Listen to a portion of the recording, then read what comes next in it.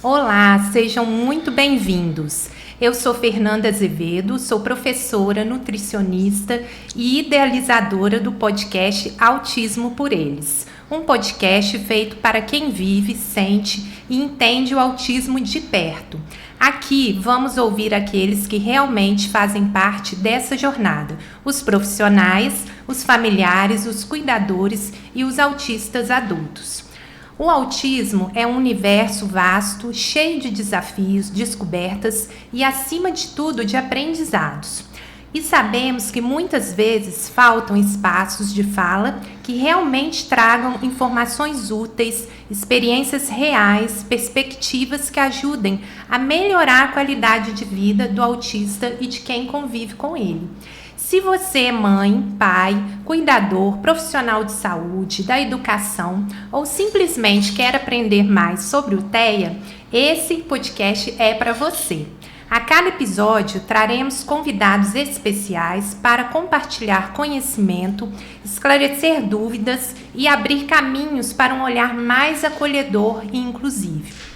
No episódio de hoje, como anfitriã, vou apresentar a essência do autismo por eles. Vou começar contando para vocês como nasceu a ideia e qual é a missão. Sim, porque trabalhar com pessoas neurodivergentes é parte de uma missão. O autismo é vivido por nós, profissionais, familiares, cuidadores, e são a voz deles que nós queremos amplificar. Então, ajusta o volume, pega um café e vem com a gente nessa jornada de informação e conexão. O nosso tema desse episódio é alimentação, comunicação e desenvolvimento. Sabemos que o autismo hoje envolve vários desafios na alimentação, comunicação e aprendizagem. Hoje vamos entender como essas áreas se interligam e o que pode ser feito para melhorar a qualidade de vida das crianças e das suas famílias. E aí eu vou apresentar aqui as minhas convidadas de hoje, que são profissionais brilhantes, muito experientes, que atuam no trabalho com autismo há muito tempo. Tem muita experiência essas moças. A psicóloga, neuropsicóloga e analista do comportamento Mariana Cantarini.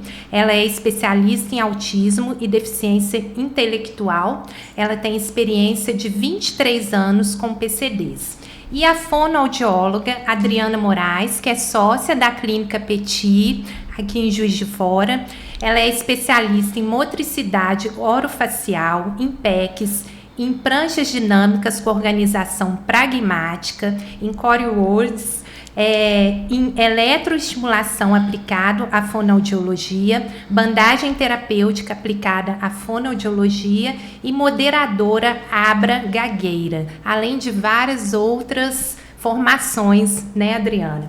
Então eu vou começar falando um pouco da minha prática clínica sobre seletividade alimentar, né, sobre suplementação, sobre o impacto da alimentação no comportamento, e vou começar com a pergunta: por que tantas crianças autistas apresentam a seletividade alimentar? Quem quer começar?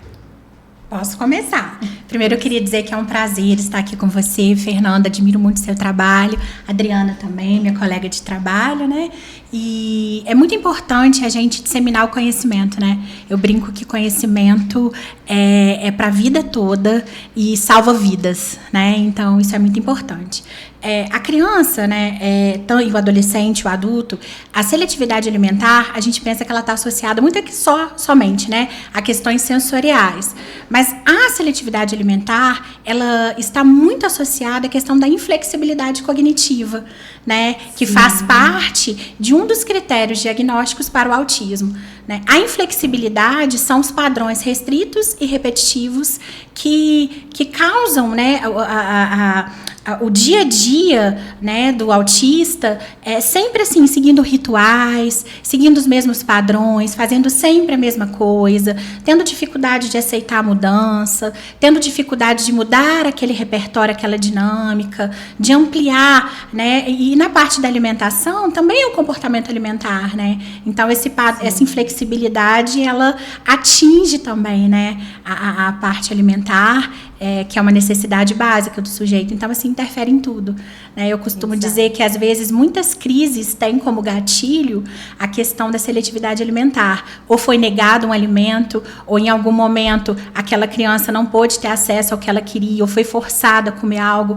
que ela não está acostumada, foi retirado um prato que ela já está acostumada a comer, né, naquele prato ali por causa de rituais e de inflexibilidade, e aquilo ali pode ser um gatilho para uma crise que pode durar um dia todo, às vezes mais de um dia, né? Então, assim, é muito, muito importante a gente entender esses multifatores, né, que interferem na questão alimentar. Eu sempre falo que a alimentação e comportamento, né, ela está em tudo dentro da nutrição. Sim. Então, e no autismo ainda tem as questões fisiológicas, que é a parte que eu estudo muito e pratico, né? Então, tem que saber, essa criança tem deficiências nutricionais importantes, que o autista, na verdade, ele já é uma pessoa mais suscetível a ser deficiente em B12, em zinco, que é um nutriente que vai falar sobre sabor, né? E também nas questões de orais, né? Que aí entra a fono. Exatamente. Né?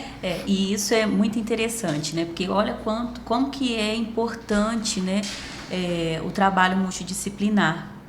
Porque você traz essa questão, né, dos nutrientes, da questão alimentar, a questão social, psicossocial, e na questão fonoaudiológica a gente vai pensar na questão da seletividade, também na questão da motricidade, né, dos órgãos fonoarticulatórios. Por que essa criança tem, né, essa seletividade? Será que ela tem uma hipotonia, que é muito comum nas crianças com autismo? Será que ela tem uma questão ali, uma dificuldade na trituração, na abertura da boca? Será que ela tem uma dificuldade na mobilidade, no comando motor oral, às vezes de lateralizar esse alimento para poder ser triturado? Será que ela tem dificuldade na propulsão do bolo alimentar? Às vezes, porque a gente fica, né, pensando na questão da seletividade, às vezes a gente pensa muito na questão sensorial, mas a gente precisa ter um olhar muito amplo, né? Porque às vezes a criança, ela não tem só uma questão, às vezes, claro, né? Muitas das vezes sim, mas às vezes tem outras questões que estão associadas e que precisam ser trabalhadas, né? E aí a gente observa muito isso. Então, às vezes a mãe fala assim, por que às vezes a criança está em dificuldade de mastigar coisa grande? Será por que ela tem essa dificuldade de mastigar coisa grande? Será que a abertura da boca dela é boa? Será que a mobilidade dentro da boca, da língua, ela consegue fazer de uma forma adequada? Será que ela consegue triturar direitinho esse alimento? Eu sempre falo até com os pais, né, como até professora. Isso é uma coisa que eu tenho formação de educação infantil na parte até da coordenação motora fina, porque se essa criança não consegue pegar o lápis direito, né, fazer os movimentos de pinça, como é que ela pega o garfo, né? Então sempre por isso sim a importância da avaliação multidisciplinar, porque às vezes a gente está num tipo de terapia ali fazendo um trabalho que não é o problema daquela criança, né? Então assim, sempre trabalhei com vídeos, né, para poder ver, deixa eu ver o seu filho comendo, para poder ver o entorno. Como é que é essa casa? Tem uma tela na frente que é um grande problema, grande desafio e que atrapalha muito essas crianças, né? Porque elas ficam ali prestando atenção em outra coisa, né? E toda essa questão também do dia a dia. Agora na nutrição a gente tem, né, a terapia alimentar que existe há uns menos de 5 anos, acredito, que é justamente essa aproximação e como que é difícil para a pessoa. É difícil para o seletivo, né? Muito. A gente fala assim, é difícil para os pais, para a mãe, para a avó, né? Se a gente olhar a criação mais antiga que a gente teve, né? Aí falava assim, minha avó colocava o chinelo do lado do prato e eu tinha que comer tudo. Hoje eu ouvi um relato de uma autista adulta e ela falando assim, a minha mãe fazia uma sopa horrível, com aquele monte de legume que eu não gostava, e a textura era ruim, e aí a menina teve... Aí eu falei, quantos anos você tinha? Ela falou, mais ou menos 5. Essa pessoa tem 30 anos. Ela ainda lembra, né, Fernanda? Né? Então, é isso que a gente tem que olhar. Sim. E você, Mariana, Por exemplo, em caso de seletividade alimentar, qual que é uma dica assim, para os pais? De uma sinalização? O que você acha em comportamento? Eu sempre falo, né, que quando a gente... Hoje em dia, eu coloco a pergunta, né, dentro da anamnese, da avaliação neuropsicológica, quando a gente está começando a fazer um diagnóstico. Então, a criança nem tem um diagnóstico de autismo ainda. Antes, a seletividade alimentar, a família simplesmente falava, ele é seletivo. Só que, assim, tem diferença entre seletividade alimentar, entre preferência alimentar, né? Tem o padrão alimentar da família. Hoje eu coloco, por exemplo, sobre a introdução alimentar. E eu percebo, Fernanda, que muitas vezes essa característica da seletividade alimentar, ela já começa até no mamar, desde o amamentar, sabe? É uma criança que tem padrões já desde aquele período, assim, de bebezinho, sabe?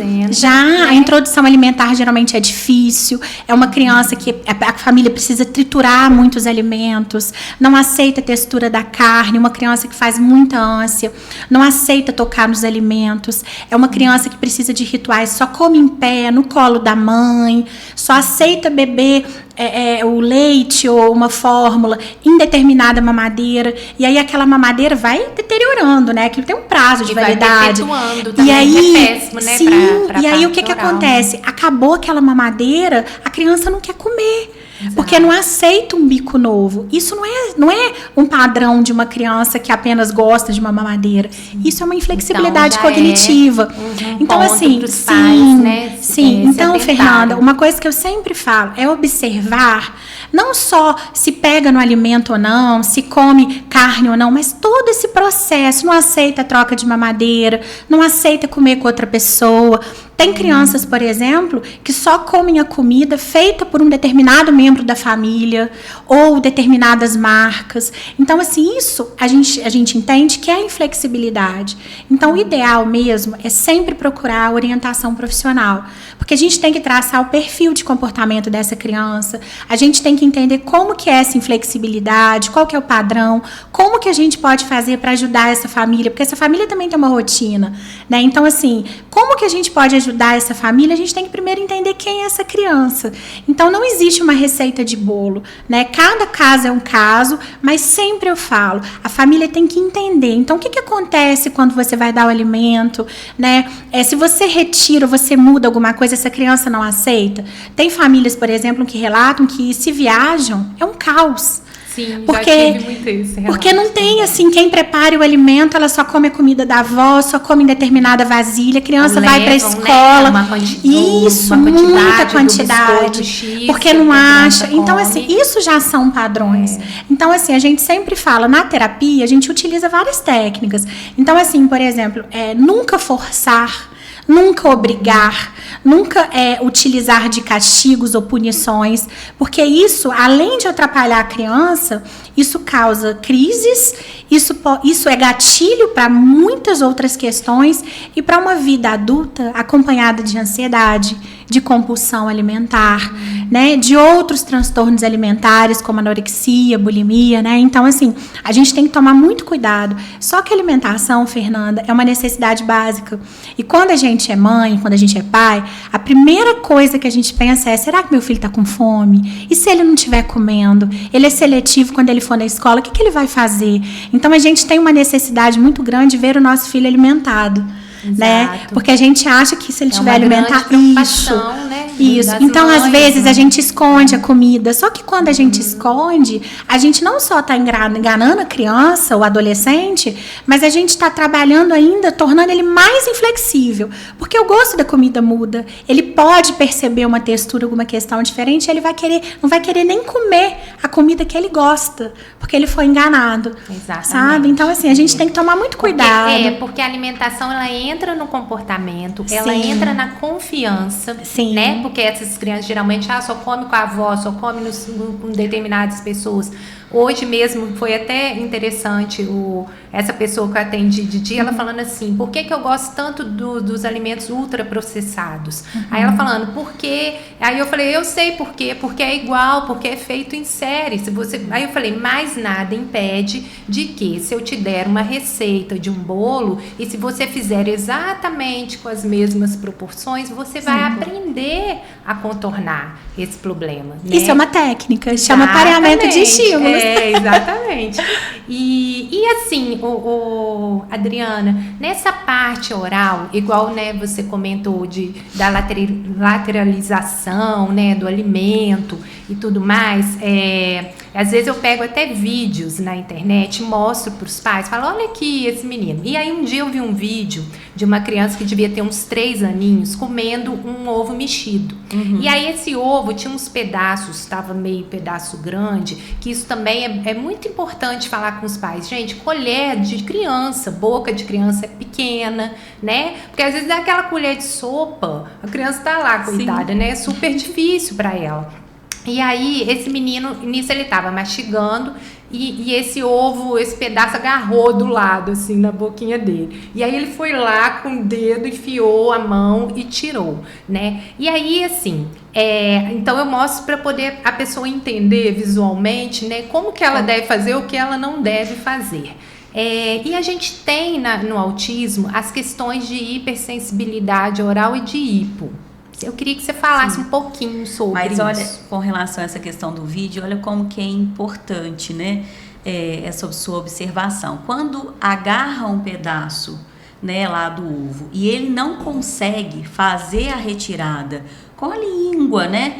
E aí ele precisa fazer isso, assim, uma criança que já tem, se a gente parar para pensar que ele ainda fez um planejamento motor de pegar a mãozinha, de tirar. Mas e se for uma criança que às vezes ele não tem nem esse planejamento de conseguir fazer?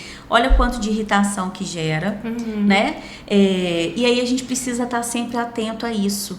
Nessa avaliação mesmo fonoaudiológica, às vezes junto com a terapeuta alimentar, a nutricionista, a psicóloga e a fonoaudióloga. Por quê? Isso é muito interessante, você colocou. Essa semana aconteceu um caso de a TO virou para mim e falou assim, Adriana, eu tô trabalhando a questão da seletividade alimentar e algumas coisas de AVD.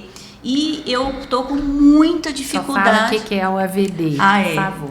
Atividade de vida diária, né? E aí ela falou assim, eu tô com muita dificuldade porque eu tô tentando ensinar ele a questão da escovação. E aí, quando eu vou escovar, a língua dele se desorganiza dentro da boca.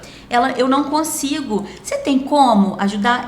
Eu mando, né? Ela falou assim, eu dou o comando para ele. Olha, fulaninho, coloca a língua pro lado. Ele não consegue. E aí, na avaliação, o que eu vi? Ele não conseguia ter esse comando motor, ele não sabia, tipo assim, lateralizar a língua, colocar a língua para o lado, para escovar daquele lado, né? Então, ele tinha algumas dificuldades ali de comando motor.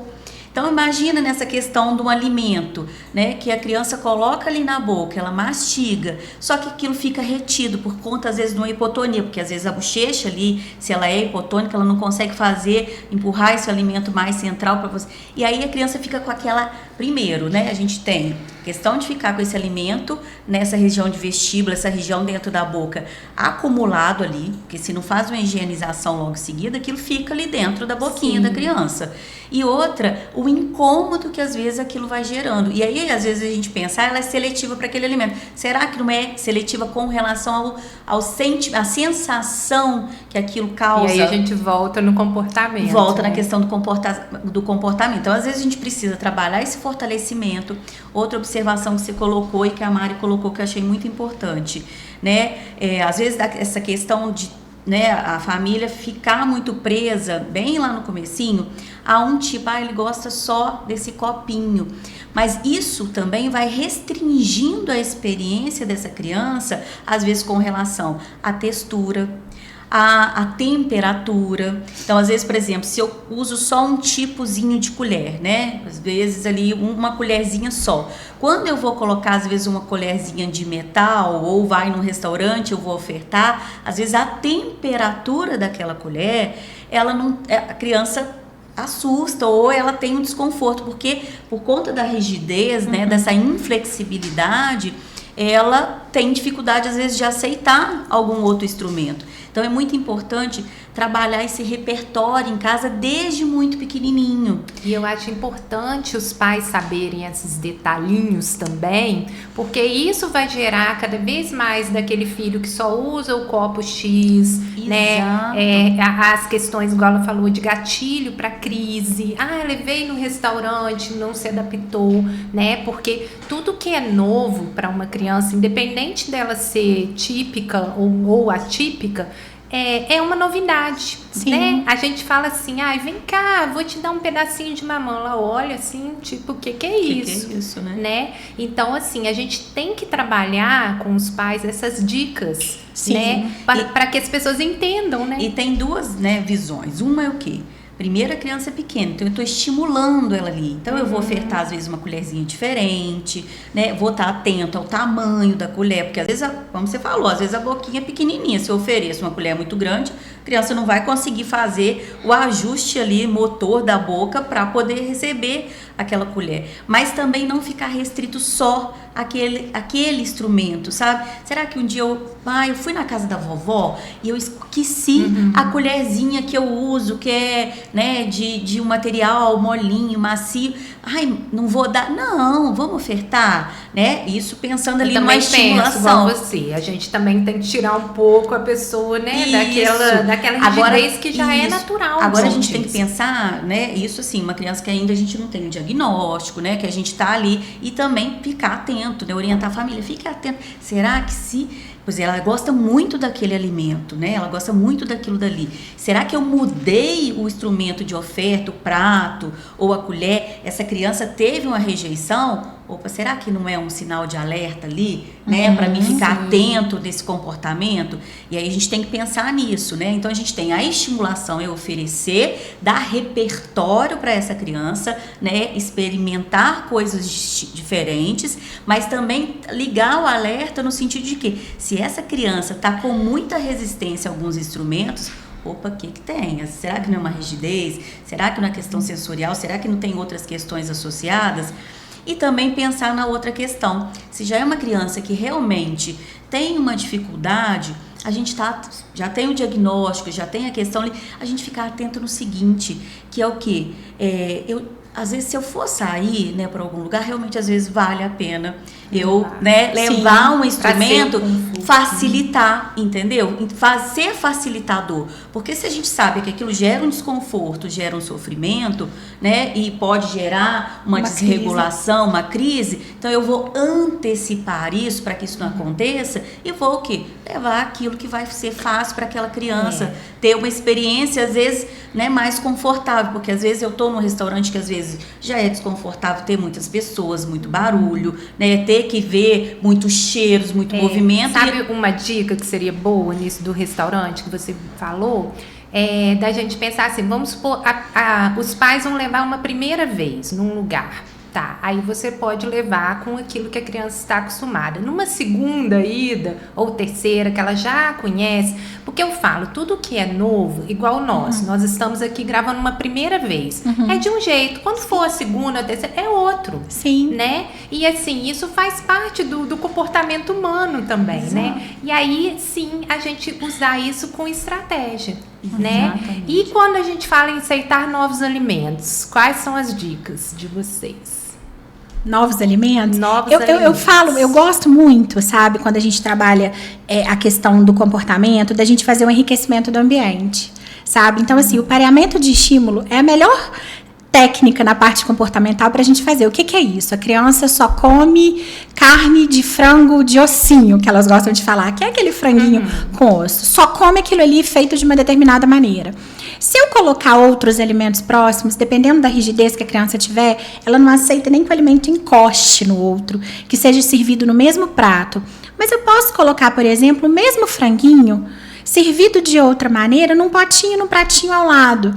Ela pode não comer, ela não precisa tocar, e eu não vou obrigá-la a fazer isso, mas está ali do lado.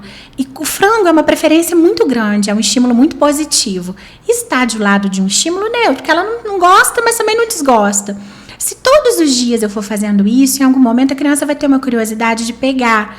E de repente ela vai entender que o gosto é o mesmo, que o padrão é parecido, só não tem o ossinho, e de repente ela está aceitando comer. Eu posso colocar do lado uma cenourinha. E aí a criança vai estar vendo aquela cenoura todos os dias, e uma hora ela pode ter curiosidade de colocar na boca. Ela pode ver os pais comendo e ter o desejo e vontade de comer igual. Ela pode ver o irmão preferido, o melhor amigo. Ela pode sentar na escola ao lado de uma criança que come muito bem, de maneira diversificada. Porque o exemplo, a imitação, é a base do aprendizado do comportamento. Né? Então a gente pode ampliar isso para outros lugares. Criança está na sala brincando, está vendo um vídeo, está fazendo uma atividade, deixa à mão, assim, alimentos, né? Um biscoito que a criança não está acostumada a comer, uma fruta picadinha, né? Porque se está ali, a criança pode ter o interesse de pegar, de cheirar, utilizar o lúdico. Dá comida para boneca, dá comida para o bichinho. Sim. Tem um dinossauro que é famosinho. Né? Isso, né? Cortar os alimentos de maneira, ofertar de maneira diferente, né? A gente fala que nesse processo da seletividade, ainda mais quando a criança tem uma restrição, assim, ela come sempre o mesmo padrão de alimento, a gente tem uma tendência a querer misturar tudo, e a criança nem sabe o que ela está comendo, né? Então, assim, a gente tem que deixar os alimentos à mostra para a criança entender. É uma cenoura, é um brócolis, é uma carne, é um feijão, é macarrão. Se eu faço aquela miscelânea, a criança não tem nem ideia do que ela está comendo ali. E a aparência também, para uma criança que, por exemplo, tem uma hipersensibilidade visual, que ela precisa do simétrico, que ela precisa daquilo ali. Quando a gente faz aquela miscelânea de comida, esteticamente, para uma pessoa rígida, não é confortável, então ela não vai querer comer. Agora, se a gente separa, né, aquilo ali vai se tornando ali, né, mais acessível, menos doloroso, né, menos hostil. Exatamente. O grande problema de quem é seletivo, quando a gente apresenta até essas opções de terapêuticas e tal, né? O grande medo é de experimentar. Sim. Fala assim, nós vamos fazer, às vezes pega uma criança de 7, 10 anos, vamos fazer uma receitinha, um bolo. Aí ela já morre de medo. Aí sempre eu falo assim, não preocupa, você não vai ter que experimentar, é justamente dependendo em qual grau ela está, né? Sim. Fazer a intervenção correta. Porque eu acho bacana quando a gente tem os laudos mesmo, né? Que você faz, né? De neuropsicóloga, porque ele faz assim, para mim, ele chega como um roteiro. Sim. Tem um menino até nosso que eu fui ler o laudo dele, e aí uma adolescente, eu pensei, vou fazer alguma coisa aí puxando na terapia, apesar de eu não fazer prática terapêutica, não. Eu sempre encaminho para colegas, né? Porque eu fico mais na área clínica, eu sempre dou uma arrumada na casa, nas vitaminas, né, e tal. E aí, quando eu fui ler, eu falei, gente, esse menino nunca vai deixar eu nem chegar perto dele com alguma coisa de comer. Porque tem isso também, né? Esse desafio. Interessante você falar isso. E aí, assim, roteiro, eu falei, não, eu vou fazer isso com a mãe. E depois, quando ele tiver confiança, é um processo para ir. A gente estava conversando ali fora, e aí, olha como que você fez uma colocação muito engraçada, né? E às vezes a gente vê essas questões, né, de você falar da questão de aproximar, né? Porque aí teve um paciente meu, né, nosso, inclusive, que estava na recepção, e aí ele virou para secretária e falou assim, qual é a cor do seu olho? Aí ela falou assim, é verde, né? Eu não gosto de verde. Aí ela perguntou, por quê? Porque verde é de vegetal, eu não gosto de vegetal. Mas então, existem estudos, sabiam, gente, do verde. Por que o verde é tão demonizado? Assim, aí a gente, isso assim, dá uma sessão, né, de terapia, porque aí a gente pensa assim, quer dizer, ele não gosta nem do olho, porque é verde, né, tá lá próximo ao vegetal. E aí, às vezes, a gente pensa justamente nessa questão. Eu vou já colocar essa criança a comer um brócolis, forçar ele a comer? De jeito nenhum. Então, às vezes, eu preciso fazer uma aproximação com a cor ainda, né? Colocar massinha, colocar uma tinta daquela cor. Mas é isso que eu falo, pra gente trazer informação pra família. Sim. Porque a mãe põe lá, acha lindo comer o brócolis. Comia quando eu era criancinha pequena, né? Sim. Eu falo, gente, comia quando não tava entendendo. Agora Sim, entende. Agora entende. Pois é, e aí a gente pensa nisso, né? que às vezes a gente precisa aproximar primeiro e entender onde será que é a questão da cor, né? Então vamos aproximar essa cor, depois da cor a gente traz um brinquedinho, vamos brincar lá com o Dino, de dar as coisinhas verdes pro Dino comer, e aí vai sempre aproximando. Mas tem uma outra questão que é muito engraçada, que a gente faz as oficinas, então a gente já fez assim várias oficinas de fruta, de pizza, e aí às vezes a mãe fala assim, ai, nossa, ele não vai comer. Não come, mas se ele comer, você filma, né? Como às vezes não dá, né, pra gente pegar na hora que tá acontecendo. Mas o fantástico é que a maioria das vezes, quando tem um grupo grande de crianças, que eles aceitam experimentar. Mesmo às vezes aquele alimento ou pegar, ou colocar a mão, ou cheirar. Por quê? É aquela, né, a imitação, exatamente. A todo gente mundo é um tá ser tão fazendo, social, né? Assim, às vezes ali, você tá vendo o outro fazer, eu vou e faço também, né?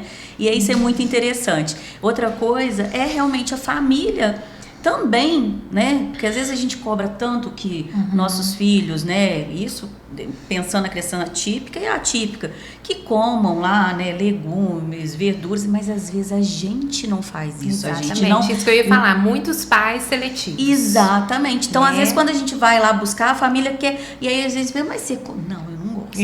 Ou seja, direto, muito difícil, né? É exatamente isso. O que eu vejo também, que já aconteceu comigo em clínica, que é uma dica também para os pais nunca fazerem. Antigamente eu vinha para consulta, então às vezes se eu pegasse um paciente de 7, 8 anos, que é uma criança, né, assim, a gente teve um início, eu mesma na minha carreira já vai fazer 10 anos que eu trabalho com autista, então eu tive aquela fase que todo mundo tinha 3 anos de idade, era o recém-diagnóstico, né? E agora esses meninos todos cresceram, né? Estão aí já com 13 pré-adolescentes, né? E aí, de vez em quando aparecia, esses de 7, 8 anos. E aí, veio uma vez um menino, ele era até de outra cidade, para se consultar, ele ficou no meio, o pai de um lado e a mãe do outro. E aí eles começaram a relatar que o menino não comia e contaram toda a história dele e ele assim, encolhido naquele meio, tomando aquele monte né, aquele bombardeio, vamos colocar assim. E aí, depois daquele dia, eu falei, gente, que sofrimento. Inclusive, foi uma família que a mãe contou de uma viagem que ela fez pra praia, que ela levou tudo, e que chegou lá, e o menino não comeu, e ela teve que sair não sei de onde, que ela estava em um lugar difícil, acesso, para comprar, sei lá, o alimento X. E foi uma experiência que eu pensei muito ruim para o menino. Desde então, o que eu faço? Eu atendo primeiro os pais e depois, numa segunda vez, a criança vem, para poder ver como é que ela é, né? E dar uma avaliada aí nessa parte alimentar, assim, de relacionamento com o alimento. Sim. Porque é uma coisa que os pais têm que ter esse cuidado, gente. Eu fiquei com muita pena desse menino, porque ele a pessoa seletiva é uma pessoa cobrada. Sim. Você não come, você não for, é tudo não. Então isso já dificulta muito para ela, é o que a Mariana falou, futuramente, né, gera compulsão alimentar, gera obesidade, vai gerar outras Sim. coisas, né, por um problema ali de infância. Sobre suplementação, então, né, que aqui pensando, né, quais que são os principais nutrientes que eu vou sempre pontuar. Muito comum no autismo, deficiência de vitaminas do complexo B, já são alterações genéticas, né? Se a gente pensar há 15 anos atrás, não se aceitava o autismo como parte genética e hoje a gente sabe, né? Tem os pais autistas também, e aí então assim, é muito provável essas crianças têm essas deficiências ou por genética de não absorver ou do próprio não consumo, né? Que a gente está falando da seletividade. E o zinco também, que é um nutriente que dá sabor na comida, né? Que a pessoa fica com paladar. Eu sempre trago os pais e falo assim, às vezes eu encaminho para gastro, né? Porque eu falo assim, vamos entender como é que está funcionando esse estômago dessa pessoa. Ela tem eosinofilia, né? Tem dificuldade de engolir, né, que é uma doença, uma alteração que vai doer para eu engolir, né? Então a gente é sempre ter esse olhar ampliado, trazer essa informação, porque às vezes você está ali lutando com aquela criança, achando que ela só é um comportamento isolado, e aí vão ser coisas da fisiologia também. Sim. Né? Deixa eu ver mais aqui. Então, agora a gente vai passar um pouquinho para a parte de comunicação aí, da parte de linguagem com a Adriana, né? A gente falar sobre os atrasos de fala, né? Que é o primeiro, né? Um dos principais...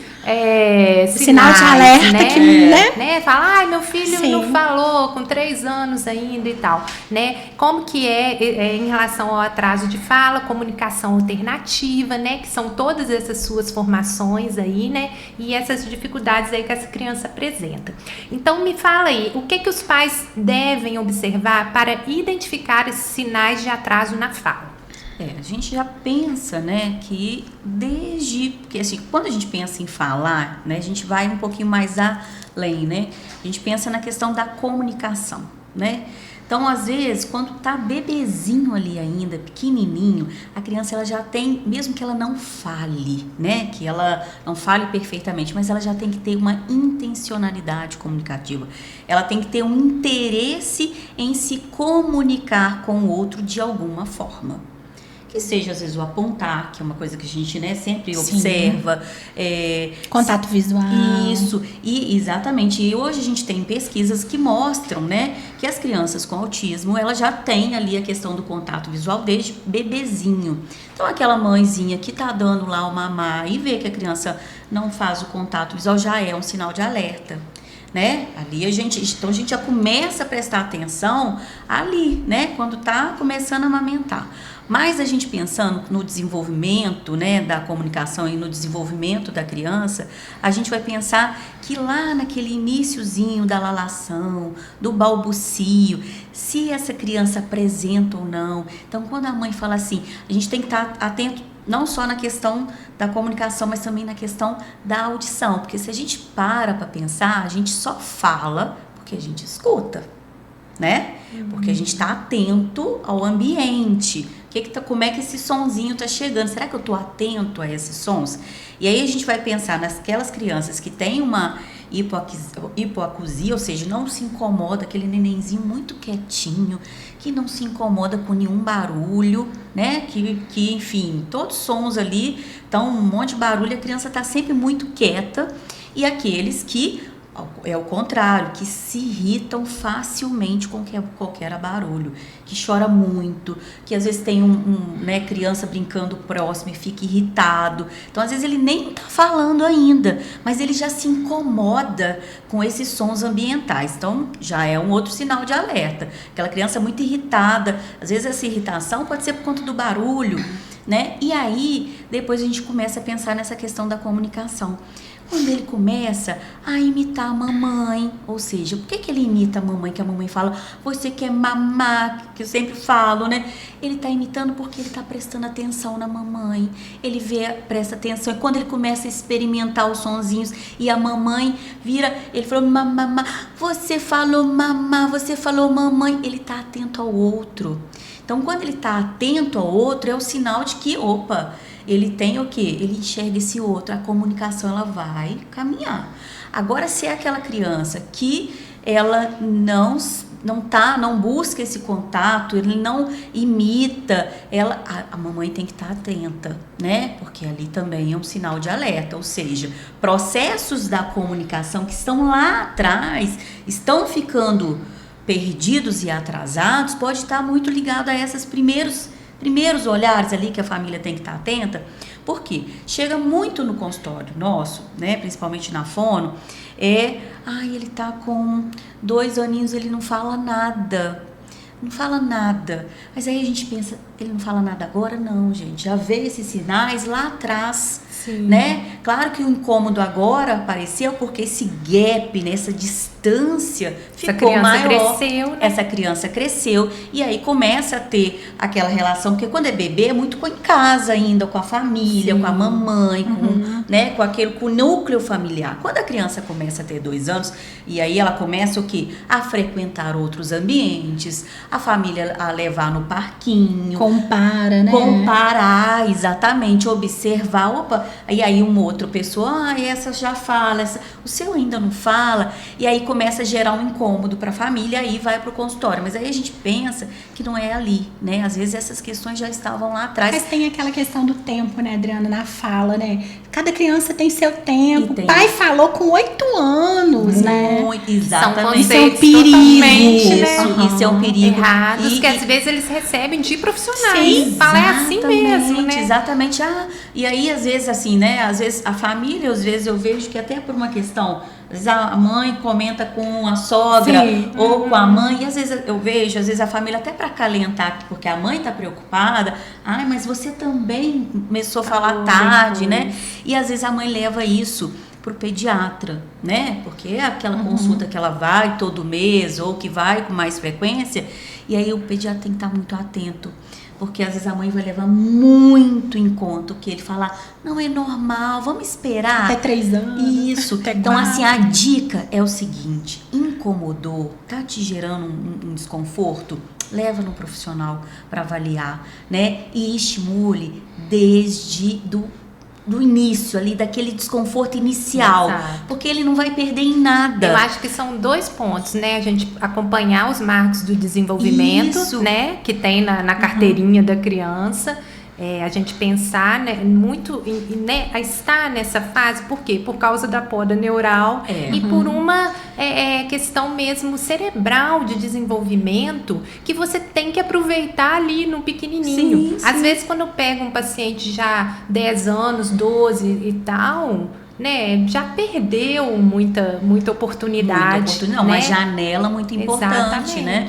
E essa estimulação precoce, ela vai auxiliar, né, nesse desenvolvimento. Ela não vai perder em nada. Isso é um ponto bom profissional. Não sei se vocês vão concordar comigo que realmente, quando começaram essas crianças lá, 10 anos atrás, vir pra gente bem pequenas, o ganho delas foi muito bom.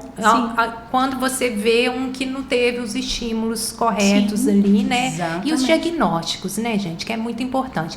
Eu acho, assim, que tem a questão da própria família ter um pouco de preconceito também no início, não aceita. O medo, né? Porque aquela idealização do filho, às vezes exatamente. Ali, quer dizer, eu não quero ter, eu tenho medo de receber essa informação. Então tenho ali, a gente é mãe e a gente fica, né? A gente tem um planejamento, a gente quando... Eu sou a única, eu não sou mãe, né? Eu sou uma das únicas pessoas assim que eu conheço que não tem filho autista e estuda o autismo. Sempre gostei. Porque geralmente às vezes a gente vê muitos também, né? Das mães, a gente tem muitas mães que estudam e querem.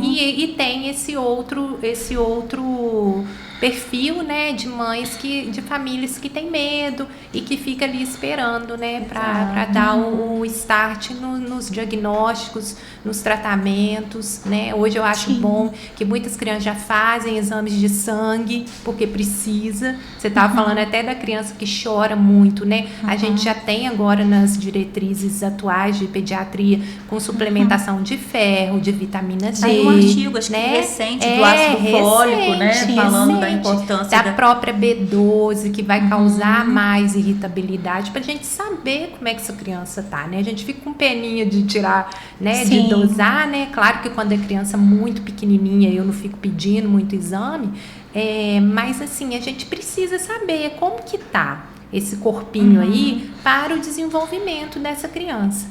E assim, Adriana, criança autista não verbal, pode falar algum dia? Sim. Claro, assim, quanto mais velho, né, mais difícil. Mas o que eu observo hoje, né, na prática clínica? Eu já tive crianças que começaram a falar com 7 anos, né?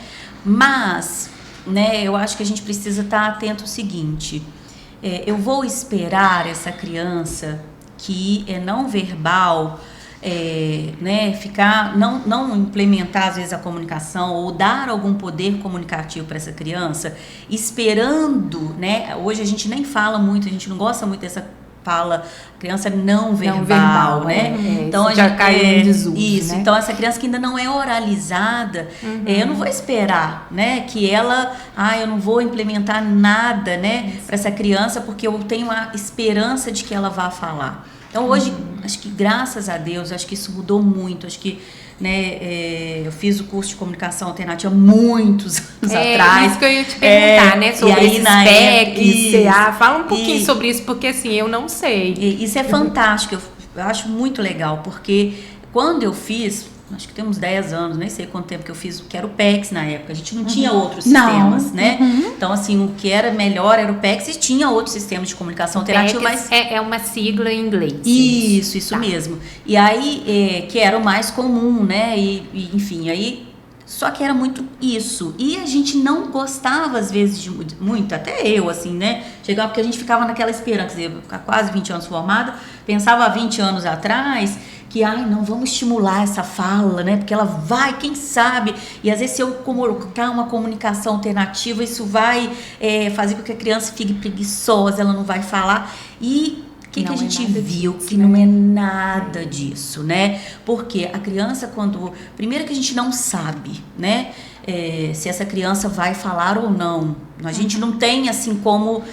Não tem certeza, né? Certeza, exatamente. Né? Claro que né, a gente tem marcadores e questões que as crianças fazem que a gente vai pensar, né, que há uma maior probabilidade dela falar.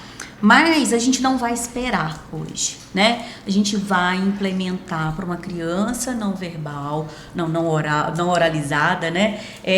Algum sistema de comunicação, porque isso vai impactar nas questões comportamentais, né? Que a gente sabe, a Mari fala muito isso e eu gosto muito de que ela fale isso, porque assim a gente sabe que o comportamento, né, está muito ligado à comunicação. Comunicação é vida, Fernanda. Exatamente. Se a gente melhora, eu falo isso com a Adriana todos os dias que eu posso, né, Adriana? Eu falo, se a criança fala, se a criança se comunica através de gestos, se ela aponta, se ela olha para onde a gente está sinalizando, se ela tem algum tipo de comunicação, a gente diminui muito as crises, a gente melhora a seletividade alimentar porque ela tem um poder de escolha, então ela é capaz de escolher e de entender o que a gente está falando. Então, assim, a comunicação, assim, é fundamental. Então, e esse sistema PECs são sistemas de imagens, é isso? Para que elas... Então, hoje a gente tem vários sistemas, né? Nós temos o de baixa tecnologia. O que é baixa tecnologia? São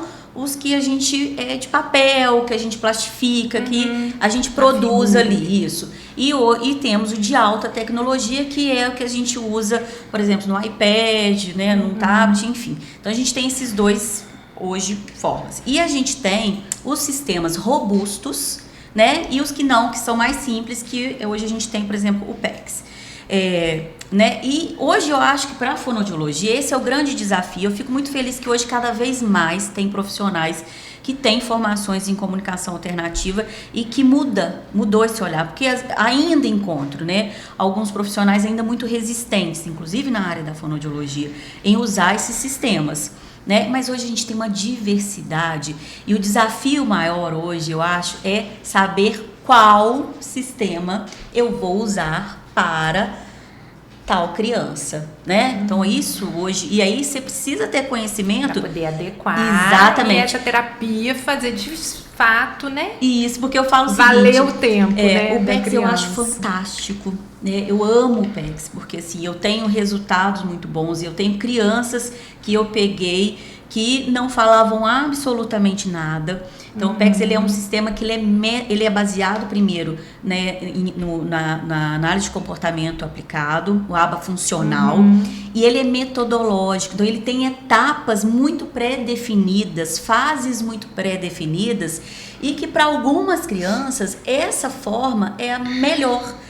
E para algumas famílias também. Né? Porque quando a gente vai implementar um sistema de comunicação, eu preciso ver várias questões. Eu preciso ver a criança, o que ela tem, as questões, né, da questão se tem uma DI, se não tem, as questões cognitivas, as questões sensoriais, o que ela faz, ela aponta, como é que é esse planejamento motor.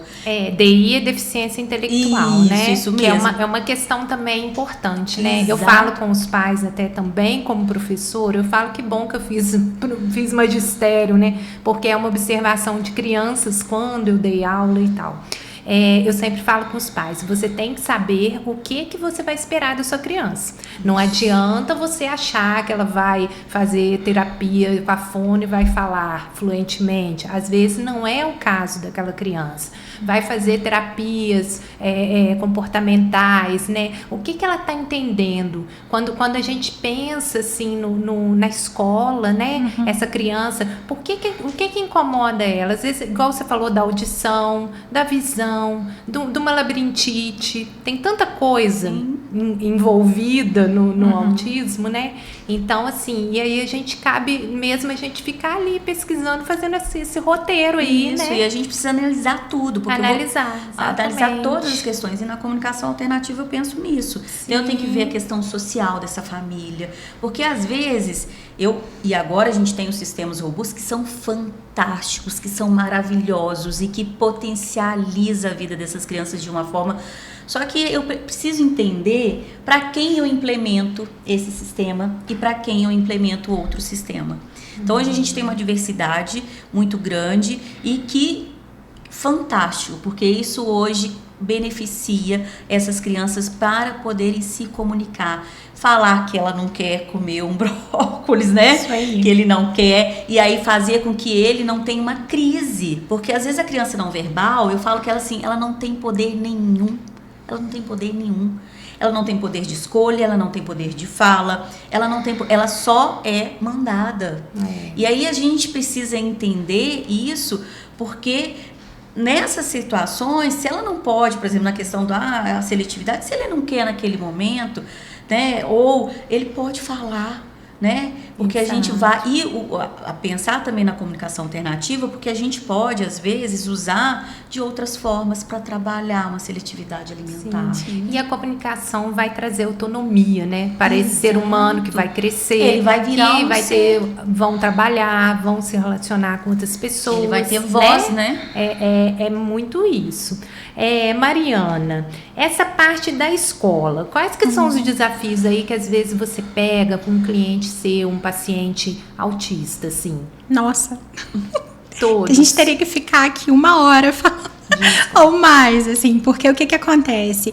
A gente, quando a gente fala do tratamento, né, do autismo, a gente são múltiplos, né? Então a gente fala muito multiprofissionais, uma equipe mas a escola, ela faz parte disso, muitas vezes a gente esquece, né? A escola esquece, quem lidera, quem coordena. Até porque fica essa equipe que nós, profissionais de saúde, sim. Né? Sim. Então, assim, esses dias mesmo eu vi uma postagem, alguém falando que escola não é hospital, escola não é clínica, mas a criança tá ali pelo menos 4 horas, 5 horas, todos os dias da vida dela. Então, tirando a casa, é o lugar que a criança mais frequenta. Se a gente não tivesse acesso, eu acho que essa é a maior dificuldade que a gente tem, estou falando enquanto profissional, tá? É o acesso à escola. A gente não consegue ter acesso aos professores, a gente não consegue ter acesso aos professores colaborativos, estagiários de apoio, né? Cada lugar tem um nome, né? Que são aqueles professores que são designados para ficarem com as crianças quando ela tem algum diagnóstico, né? Autismo, às vezes outra questão. Então, assim, isso dificulta. Eu penso muito que deveria ter muita formação também, né? Falta de Tomara curso, que este podcast é para os professores também. Sim, entender, né? que todo mundo tá trabalhando porque às vezes eu fico muito... bem comum, bem comum. Sim. Exatamente, porque se melhora na comunicação, melhora Sim. no comportamento, melhora. E não tem jeito, Fernanda. Quando a gente fala, isso eu não estou falando da ciência, não estou falando, eu estou falando assim, quando a gente fala em termos de aprendizado, seja dentro de um espaço terapêutico, em casa, numa clínica ou na escola, o aprendizado sempre acontece e o nosso objetivo maior é generalização. O que é isso? Ele fez comigo no atendimento, ele vai fazer com você, com a Adriana, ele vai fazer no parquinho, no shopping, na escola, porque é assim que ele aprende. Então, não adianta ele ter um comportamento comigo e ele não generalizar, porque o aprendizado não aconteceu, então não é efetivo. E a escola faz parte desse lugar. Não é isolado, Sim. Né? Então, se a Adriana trabalha com uma criança como uma comunicação alternativa, os professores têm que ser treinados para entender. Exato. Porque se essa criança quer ir no banheiro, ela ela não consegue verbalizar, ela leva uma figura dizendo que ela quer ir no banheiro e o professor deixa de lado e vai atender outro aluno, ela se comunicou. Quando ela se comunica, qual que é o maior reforço? A gente fazer aquilo ali. A gente dizer que a gente compreendeu o que ela quis. A gente dá uma resposta, né? Então, assim, o maior desafio da escola, eu acho que é assim, eles entenderem que a escola faz parte da rede de apoio do processo, né? Então, assim, essa dinâmica multidisciplinar é a mais difícil. Na minha parte também, nessa parte de alimentação escolar, né? Que é aquilo que a gente falou lá no início. Eu tô vendo o colega, né? Então, se copia ou não. Dos alimentos que às vezes a criança não pode comer. Sim, que tem restrições. Crianças, né? Eu tive restrições. Vou compartilhar, né? Uma situação assim, recente de uma criança que a gente está implementando um sistema de comunicação robusta. Ele usava o PEX, mas aí ele começou a falar, mas ele precisava agora de um sistema mais robusto, com a parte de pragmática, enfim, né, para elaborar ali e para dar esse suporte para ele ainda. E aí eu fiz uma reunião, né, na escola, e aí eu conversando com a professora, e aí eu falei assim, olha, ele vai ir agora com esse sistema, eu queria ir muito aí para treinar, para vocês entenderem como é que ele vai usar esse sistema. E aí eu tive a seguinte, não, você não pode vir aqui para ensinar, você não pode entrar aqui para poder ensinar a gente a usar, porque se todas as crianças que a gente tem, né, resolverem, chegar aqui com um sistema, que eu falei que ele usava um e agora ele ia usar, se cada criança chegar aqui com um sistema diferente, como é que a gente vai fazer? Aí eu falei assim, pois é, só que você entende que realmente cada criança é única, um sistema que eu vou usar para esse paciente. E aí eu dei um outro exemplo, que eu fiz uma reunião numa outra escola de uma pacientinha que tem uma síndrome, que é síndrome de Rett, e ela se comunica pelo olhar. Então, a gente está implementando um sistema de comunicação com ela, e ela se comunica com o olhar. Como que você vai saber se eu não vou aí te treinar, se eu não vou te orientar? Mas, na verdade, o que acontece? Se 100 crianças aparecerem com necessidades específicas, é garantido por lei. Exatamente. Que é o plano de ensino, que é o PEI, que as escolas não fazem. Então, na verdade, é um direito. Se a criança tem um diagnóstico, ou mesmo sem o diagnóstico, a lei garante que a gente tem que fazer adaptações, porque isso é inclusão. Então, se toda criança tem o direito de estudar, ela tem que ter o direito de ter acesso à educação. Então, eu preciso adaptar material. E se ela tem direito a essa comunicação e ela precisa disso na escola, isso faz parte do plano de ensino individualizado dessa criança, entendeu? Não existe nenhuma comunicação única para todos. Porque pode ter aquele que é surdo e que ele usa Libras, e aí ele vai usar um sistema. Tem essa que vai precisar se comunicar com um sistema diferente, porque ela vai usar a questão visual, ele vai usar, o outro vai usar. Sim, porque cada um é único. E é um direito. Né? E é um direito dele, né? E aí, né, só para amarrar, o que a gente pensa? Que isso, na verdade, é um facilitador para a vida desse professor. Porque você entende que se essa criança, igual você falou, ela vai lá e mostra que ela quer ir ao banheiro, né, para ela não vai se desregular, ela não vai fazer o xixi na roupa, que vai gerar não vai gritar. Não vai gritar. Ela foi lá e fez, se comunicou. Aconteceu o que ela precisava. Amplamente necessário, né? Exatamente. Então, assim, é ter esse olhar que tá todo mundo. Na verdade, a gente, né, quando a gente vai fazer essa comunicação com a escola, é justamente para facilitar. Né, generalizar, porque essa criança precisa, né, ter a comunicação, no meu caso, né, em todos os ambientes, mas também facilitar a vida da criança e da escola. Né, principalmente escolas que forem particular, né, que trouxerem esse olhar dos outros profissionais para a formação, para ajudar, só tem a ganhar. Né? Porque a gente sabe que no setor público já é um pouco mais difícil, embora tem fonoaudiólogo, tem psicólogo nas escolas também, né? E então, assim, a gente tem que sempre pensar mesmo, né, no bem-estar do paciente, da pessoa autista. E isso não é um privilégio, né, Fernanda? Isso é um direito. É um direito. Exatamente. Então, nossa conversa está ótima, mas a gente precisa encaminhar para o fim. Que são muitos assuntos importantes e muitas experiências mesmo muito interessantes. Bom, eu queria fazer uma pergunta final aqui para vocês, né? O que o autismo tocou no coração de vocês como profissionais? Por que vocês vocês receberam, né? Porque o autismo, na verdade, ele caiu de paraquedas, né, pra gente, para os profissionais, né, num primeiro momento. Eu até tive esse insight aqui agora, pensando assim, foi igual quando teve o Covid, aí todo mundo foi estudar o Covid, ninguém conhecia. O autismo foi meio isso, se você pensar 15 anos atrás aí, né, a gente tinha as outras crianças com outros tipos de problemas neurológicos, né? Mas a gente não tinha tantas crianças autistas, né? Com esses atrasos aí no neurodesenvolvimento. E aí apareceram essas crianças primeirinhos lá nos nossos consultórios. E aí, claro que vai ter profissional que falou assim, não, eu não quero trabalhar com esse tipo de paciente, né, que tem dificuldade, assim como, né, as pessoas podem optar. E aí, para vocês, por que vocês falaram, eu vou pegar essa causa, eu vou trabalhar com isso, eu vou estudar isso? Então, o primeiro contato que eu tive com o autista, eu nem tinha formado ainda, foi no estágio de escolar. E esse estágio dava oportunidade da gente visitar uma escola e ficar na escola com uma criança ali, né? A gente podia, como se fosse uma estagiária mesmo ali, né? E foi o primeiro contato que eu tive com um adolescente autista na época, né? Ele tinha 11 para 12 anos. E foi o primeiro contato, não conhecia. E depois que eu conheci essa criança, eu comecei a estudar, porque isso na faculdade, há 20, 22 anos, a gente não falava de autismo. Eu não tenho um material que falava de autismo naquela época. Na época eu procurei a professora e ela me orientou e me ajudou, porque a gente não ouvia falar disso, né? E ele era uma criança, um adolescente, né, um pré-adolescente que veio de um outro estado, o pai era militar, então ele já veio com um diagnóstico que era difícil a gente ver esse diagnóstico. Então naquele dia eu falei, gente, que mente, assim, como que era diferente, sabe? Eu nunca tinha tido acesso, nunca tinha ouvido falar.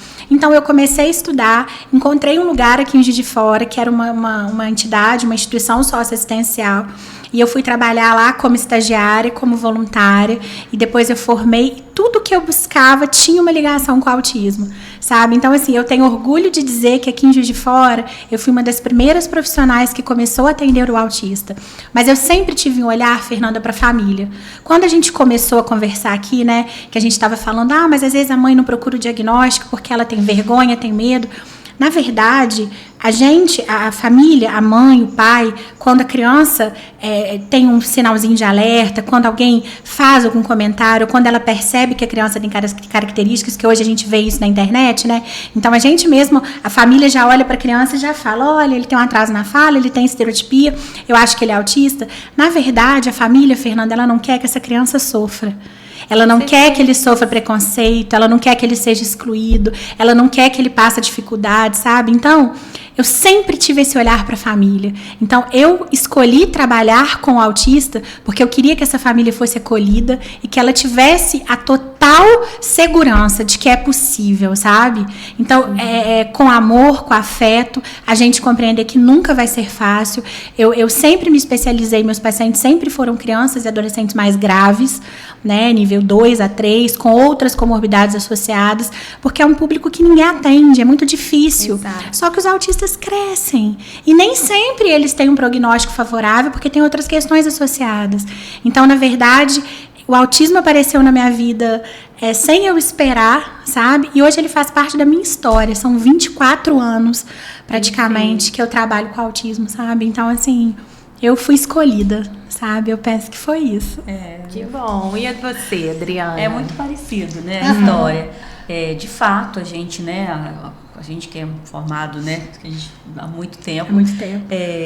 A gente não via isso na faculdade, né? Eu não atendi, a gente tinha, na minha faculdade, a gente tinha estágio, eu não atendi criança autista na faculdade. A gente tinha, né, dentro lá das matérias, a gente conhecia, mas não era uma coisa que era falado, que era o foco de formação, sabe? Eu vou formar e vou me especializar, ou vou fazer com que a minha formação vá para essa área. Na verdade, não, né? Mas eu falo o seguinte, que de fato eu não escolhi, sabe? Trabalhar com autismo. Ele me escolheu. né? Ele me escolheu. E é muito interessante porque eu formei e eu fui trabalhar na minha cidade, né? E os meus 2 primeiros pacientes eram crianças autistas, que ainda não tinham diagnóstico, né? Mas que comecei a atender eles. E a partir dali, né, que aí fechou o diagnóstico, e aí eu falei assim, gente, né, então eu acho que eles realmente me escolheram, e eles foram se desenvolvendo e foram chegando outras crianças, e a gente quando começa a trabalhar, apesar de todos os desafios, que são inúmeros, né, e não romantizando, porque eu sei que não é fácil, né? Não é fácil trabalhar. De lidar, né? Com a eu sei, assim, muitos estudos, né, gente? Como que muito investimento, muito exatamente. É muito estudo. A gente tem sempre. Isso é muito bom, porque eu acho que cada dia mais a gente, né, tem informação chegando, que isso é maravilhoso. E é desafiador pra gente, né? Mas a gente gosta de desafio, né? Então, tá tudo certo. Então, ele me escolheu, né? E aí, ao longo da minha carreira, né? Ele foi me escolhendo cada vez mais. E ele foi me conduzindo para as minhas formações, né? Para as coisas que eu fui escolhendo estudar, que eu fui fazendo, porque eu entendia que eu tinha que oferecer mais. E eu observo isso até hoje, que é propósito, né? A gente, na verdade, quando a gente escolhe atender essa área, é muito mais do que só atender, é um propósito mesmo. A gente tem um propósito de dar qualidade de vida para as crianças e, claro, para a família, porque essa família ela anseia por isso, né? Porque elas realmente se dedicam à vida delas. E eu vejo isso, né? A gente que trabalha no consultório, abdica de tudo, né? Elas vivem isso, né? Elas vivem essa expectativa de melhora todos os dias. Então eu me sinto na obrigação de entregar o melhor de mim para essas famílias, para essas crianças. E o profissional, né? Eu falo para deixar para quem quer trabalhar com autismo, né? Você tem que ter o perfil de acolhedor da família, né? Porque assim, às vezes chega mãe para mim que tá lá desnutrida, que não se cuida. Eu falo, não, peraí, vamos suplementar você, vamos melhorar e me manda seu exame pra gente dar uma olhada, para eu dar uma olhada, ver o que vai te melhorar para você ter como cuidar melhor dessa criança, né? Sim. Ou desse adolescente, ou desse adulto. E eu acho que esse olhar hoje a gente precisa mudar, porque ainda não mudou, né? Porque a gente tem um olhar ainda de cuidar das crianças e esquecer de cuidar de quem cuida. De quem cuida, né? Exatamente. E a gente precisa realmente desenvolver isso, né? Esse olhar de cuidado com essas famílias, porque essas famílias elas vão favorecer o desenvolvimento dessas crianças. Porque se você não tá bem... E elas precisam, né, muito Sim, desse exatamente. suporte, né, desse colo, né, que a gente fala. Por isso até quando eu pensei no nome Autismo por Eles, é por eles autistas também. Não é só por eles da gente pensar assim, autismo pelo olhar da Adriana, pelo olhar da Mariana, pelo olhar de um médico, né? É por eles, porque a gente vê assim, né? São pessoas muito especiais, são famílias, são histórias muito bacanas de superação, de dedicação, de deixar mesmo, né? De se anular às vezes, né? Muitas mães que ficam sozinhas ali na luta, que às vezes, né, não tem o pai ali dentro da casa deles. E, enfim. Meninas, agradeço demais. Vocês são profissionais assim que eu admiro muito. Tanto vocês profissionais quanto a profissão de vocês, que eu gosto de estudar também nos outros lados para a gente poder unir esses conhecimentos. Vou deixar assim depois na descrição aonde que encontra vocês, as redes sociais. Vocês podem falar também se quiserem deixar telefone ou um lugar que vocês atendem, né? A Adriana que tem a clínica, vocês atendem junto. E é isso, e muita gratidão, tá? Pelo nosso primeiro bate-papo aqui. Obrigada Eu que agradeço, Fernanda. Tá bom? Eliminada. A gente fala até